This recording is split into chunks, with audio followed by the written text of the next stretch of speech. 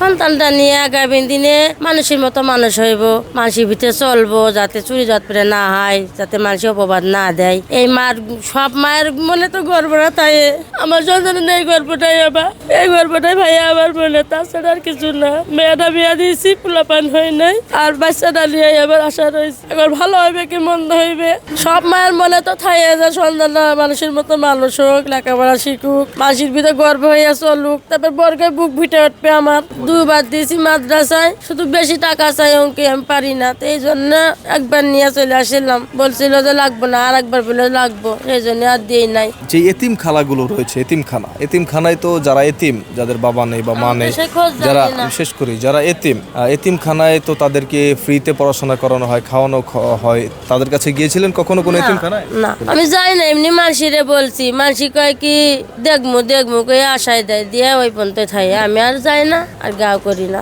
আচ্ছা, আমাদের ভিডিওটা দেখার পরে আপনার সন্তানকে যদি কেউ লেখাপড়ার দায়িত্ব নেয়, তাহলে আপনি কি তাদেরকে অ্যাকসেপ্ট করবেন কিনা? হ্যাঁ, অবশ্যই করবো, যাতে আমার এসে পাশে দাঁড়াই পয়। যেরকম একটা বাচ্চা আছে, আমি আসিছি, সেই ভিডিও দেখছি, তা তুমি দিবা সেই মহিলা কিনা আমি করবো।